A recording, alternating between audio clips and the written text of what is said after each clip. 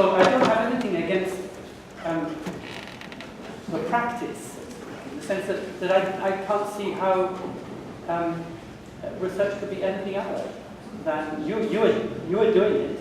You're carrying out research on whatever it is. You're doing it in a reflexive way. You are doing it with your own voice, with your own sensibility. So of course you are there, but I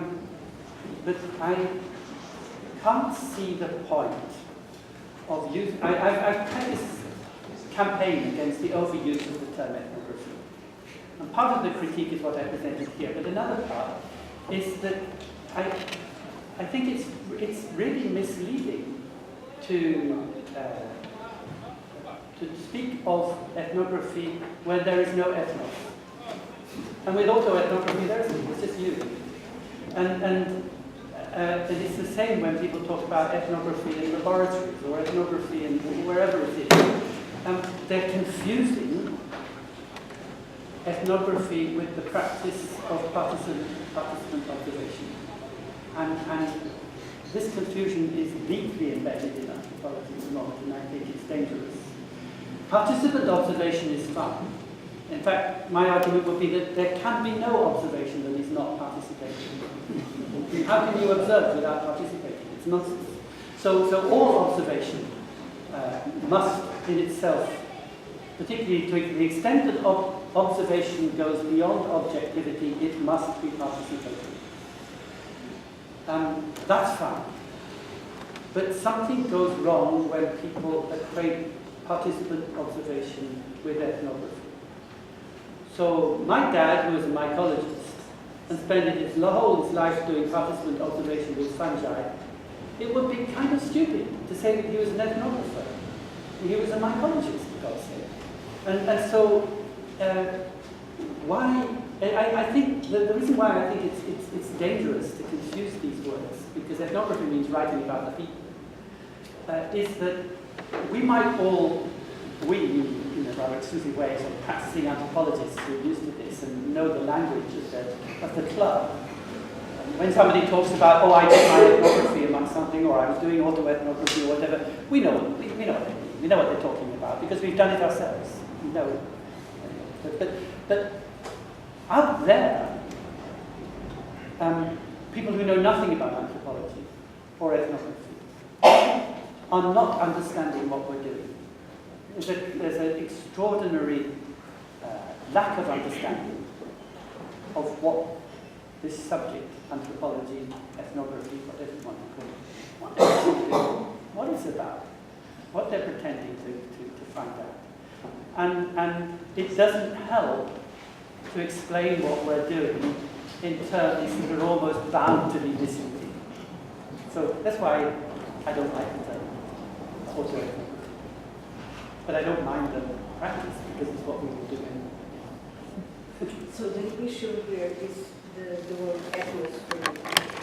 Yes, yes, in a way it is. But doesn't it point you in a place as a subject?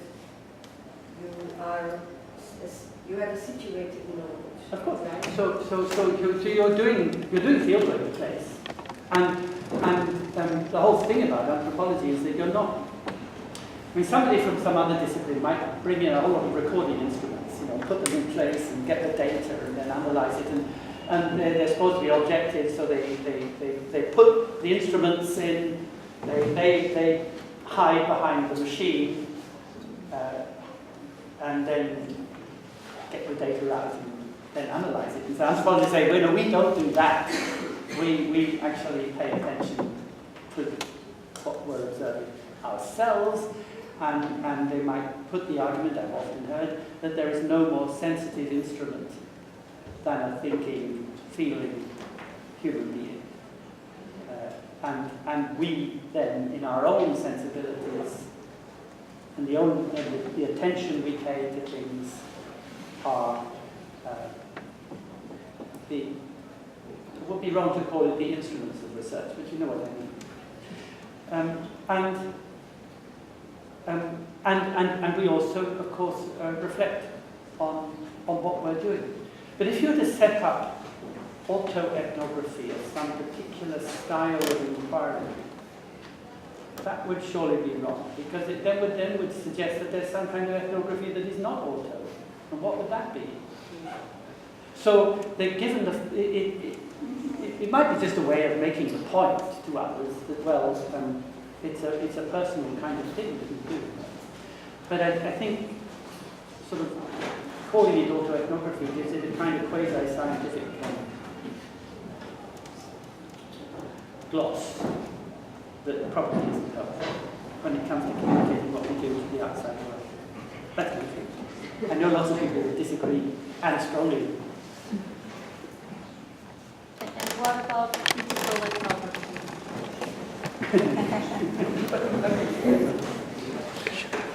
Well, it depends where the critical bit comes in.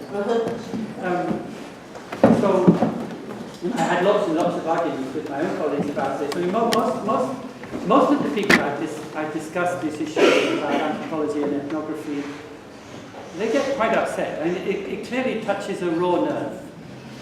And people they react with disbelief, or they think you're a traitor and suggesting that, or they think that you must be by anthropology some kind of theoretical stuff. But there are all sorts of things that they think, and they do feel upset about it. But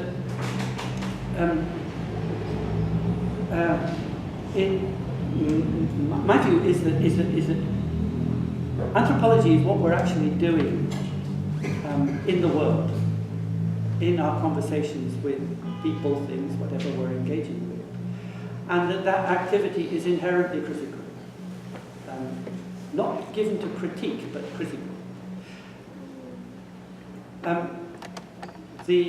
And so that's fine. And if you want to call it critical ethnography, okay, but I would prefer not to. But what isn't fine, I think, is the idea that you go into the field, you do your ethnography, you then come out and say that all that stuff you've been learning is data. And you're now going to analyze it in a way that is critical, or a way that then allows you to have take a critical position in debates within the field of anthropology or beyond it. And there I think that's a sort of double standard that is involved in that. The criticality should be there in the conversations that you're having with people, not in some later stage. I mean, if you wouldn't, I mean, one of the problems that bothers me about all this is that I think that we are still drawing a line around the academy, which then separates what goes on in the academic world from the rest of the world, which is not one that most anthropologists would feel a bit uneasy about, such a line, and yet I think they're still drawing it. When we go to study at university, when working with this professor or that, we're thinking, well, that's because we're hoping that we might learn something that could then stand us in good stead in our subsequent work.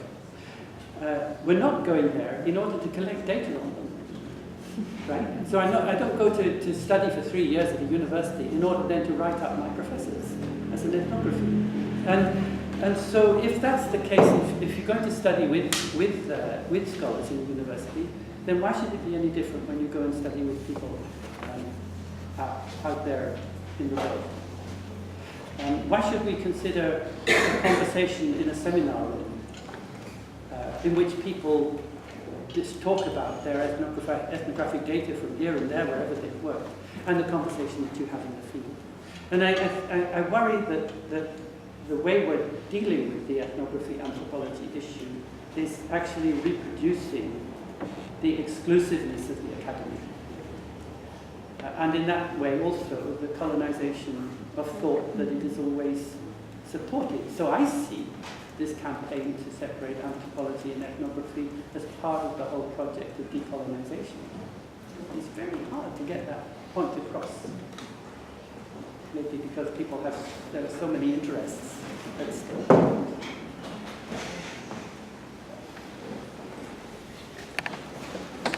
The Portuguese word for research is investigation or investigação. Comes from Latin, from traces, vestigios. Do you think we are needing a change of name as a change of paradigm for research in Portugal? I don't know. It's interesting that we also have the word investigation, and in English anyway, when you have a funded research project, you are the so-called PI, principal investigator. It sounds a bit like a sort of detective. It's a kind of tangentialistic approach because it looks at traces, not at. Absolutely, yeah, and it's sorry for interrupting. It's yeah. not a romance or a Germanic problem because both French and Italians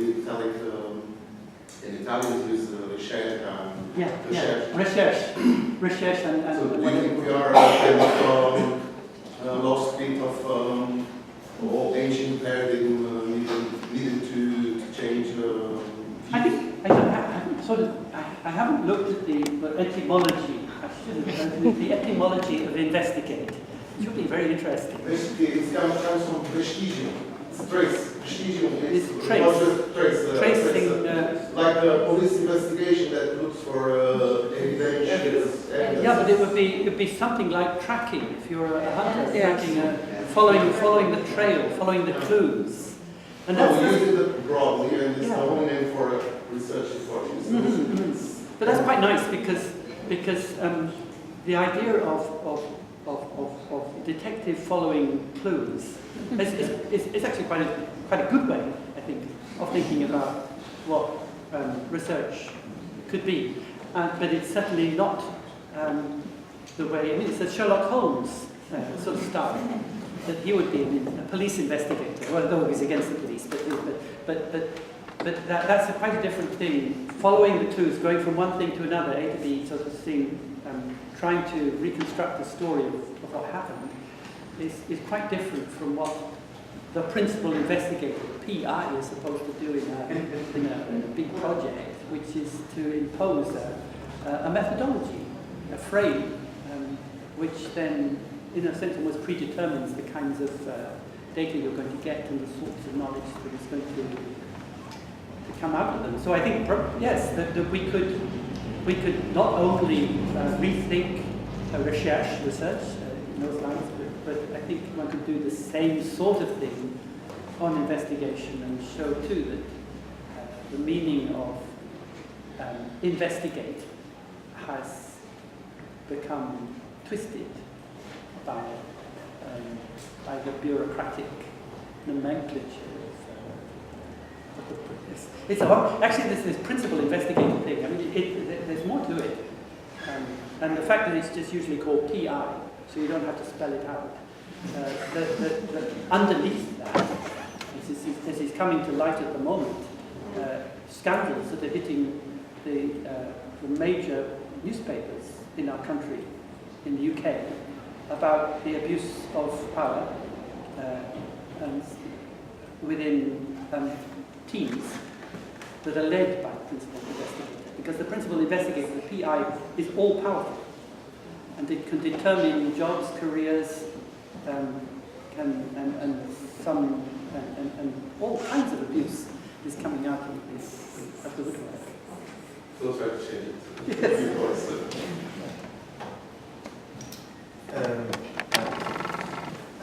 You tell in this conference some point that when you observe one thing, it's in a moment it's that thing that conduces you, like the way that you look. Yeah. Can you explain a little bit more this change of point of view? Yeah, I have this feeling. It's an idea. It's an idea I had only a few months ago, and I'm still working it out. But I had this image that I wanted to find a way of talking about how research does go beyond the facts without diminishing the importance of the facts themselves. And there's a sort of strategic aspect to this, because if you ever argue in front of a bunch of scientists or whatever, and you get up and say, facts, they don't matter. our truth doesn't deal with facts. Our truth, and they'll just look at you and say, well, you're bonkers, and you're just, this just proves in their eyes that the humanities are completely lost. in science, and I remember a meeting in my own university many years ago. We were debating the question of whether the university should carry an archive of all the papers that staff employed by the university had written, published or not. And we were a group around the table from many different disciplines.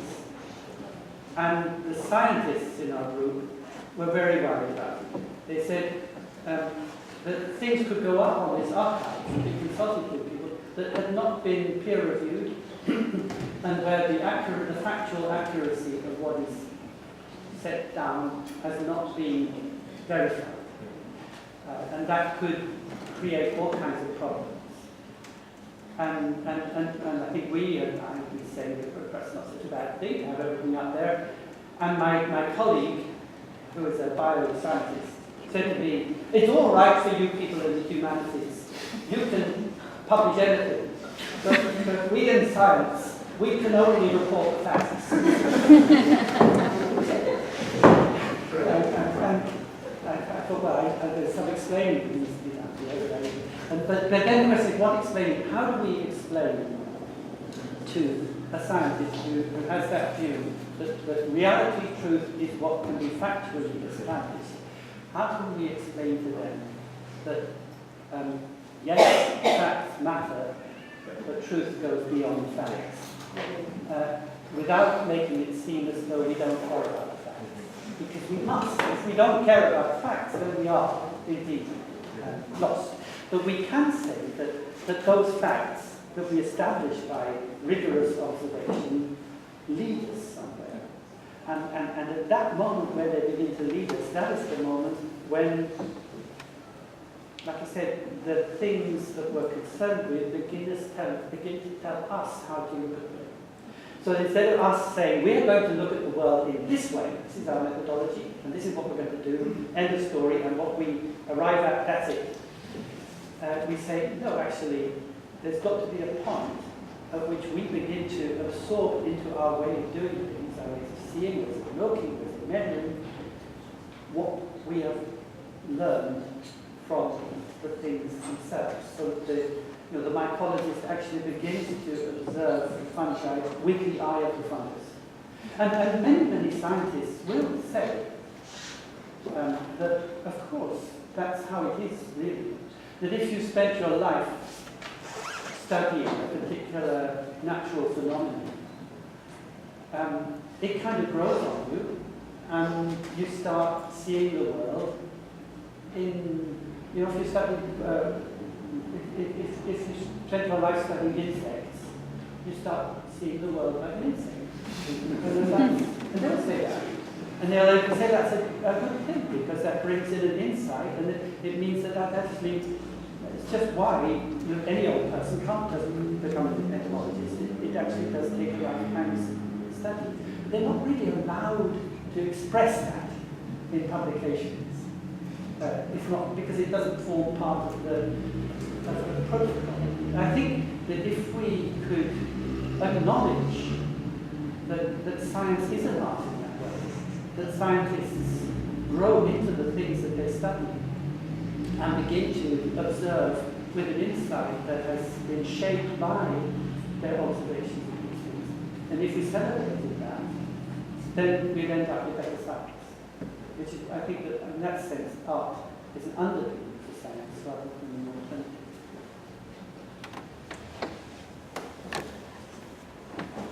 Not good news for mathematicians. They will start thinking like numbers. Well, yes, mathematicians. But mathematicians are artists. At some point you used this expression that my intuition, I have this feeling intuition. How does intuition could be part of the investigation I'm using investigation, not research. Yes. Investigation process. Oh, it could. I mean, I didn't use the word that I could have done, and perhaps I should have done, in the sense that that point, which I was just talking about, where you begin to see the world with eyes that have been shaped by your observation of it. You could equally say the same thing by saying that you have an intuition. Bergson, of course, famously opposed intuition to the intellect, and the intellect, he said, is always looking back on things. Intuition is entering into things and moving forward with them. So that, in fact, everything I was saying was about how intuition could be fundamental to the practice of research. But again, in the mainstream debates about these things, intuition has had a very bad press. Mostly people think that the intellect is what matters, and intuition is second rate, it's not to be trusted, and the rest of it. And again, we need to produce an argument which shows how intuition is essential, and actually we couldn't have intellectual activity without it. But then we have to be always with these things, we have to be very precise about what we mean by our words, like intuition, because otherwise, again, it will just be brushed aside. Do you think it's a kind of knowing, understand something? It is. I talked about knowing in being, and that's what intuition is. It's a knowing from the inside. Intuition, it's again, the etymology behind it, but it basically means that you're being tutored by understanding of things that comes from entering into the process of the transformation. So do you think it comes from the ability of put yourself in the process? That's Yes. what I'm trying to understand. Pretty much, yes. Like an actor. It is about inserting yourself into the process. So to get back to the earlier question about autoethnography, that on participant observation, that's exactly what happens.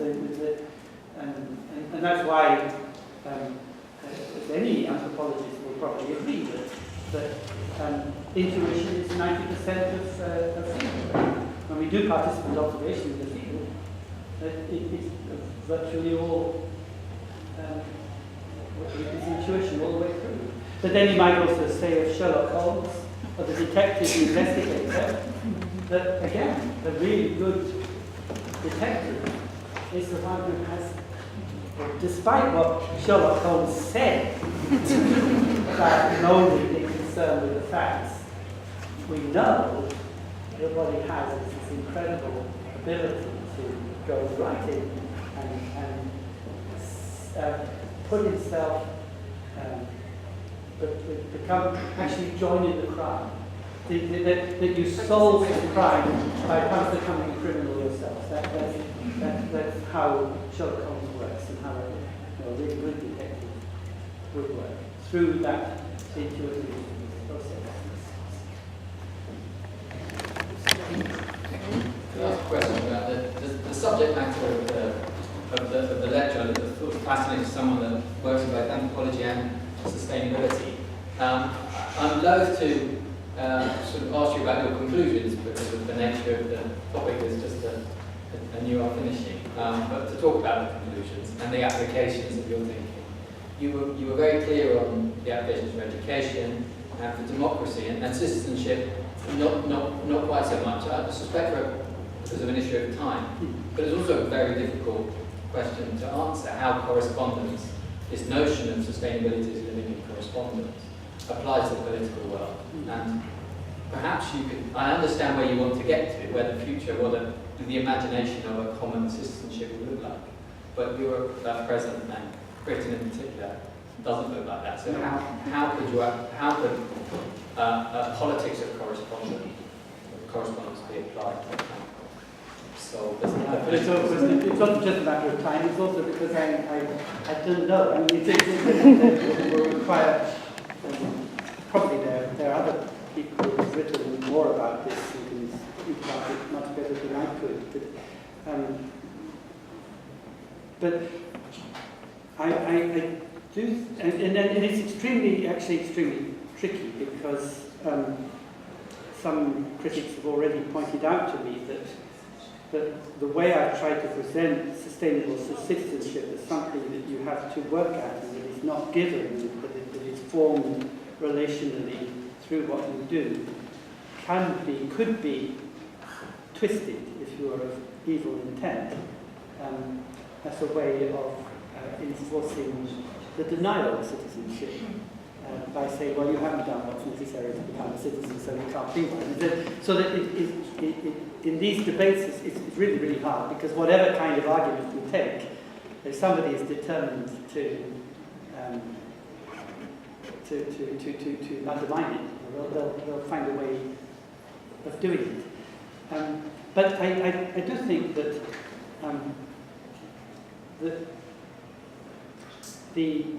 if you look at what rather ugly debates that are going on in the United Kingdom at the moment, where questions about not just citizenship but sovereignty are being bandied around, that these words are being used in a way that assumes that they are givens. You know, we talked about there's citizenship, there's sovereignty. So here it is, like a bundle of things that either you have or you don't have. End of story. And that is creating a lot of difficulty. And I do think that it would help to think about citizenship in a way that allies it with a sense of responsibility. And responsibility can only exist if people are actually responding to one another. Responsibility depends on responsiveness. To establish a sense that to be a good citizen, you've also got to be a good person. To be a good person, that means you've also got to find ways of living your life with other people. At the moment, that's the way citizenship is established. You can be a citizen and never care one bit for anybody else. You know, you're a citizen. You're a British citizen. You're born here. You've got your passport. That's it. And you can charge around the place demanding your rights, and do absolutely nothing for any community, whatever. And that's surely wrong. So we need to find, for a sustainable life, we can't simply abandon the notion of citizenship. I think that would be even more disastrous. If we're going to hold on to the notion of citizenship, we have to show that citizenship comes with responsibility towards others. And I'm just trying to find a way in which I could express that. And the best way I've found so far is in terms of this notion of common, which I've taken from Dewey or from interpretations of Dewey, which I think gives us a very good way ahead. I'm not so far found anything better. But it's provisional, it's work in progress.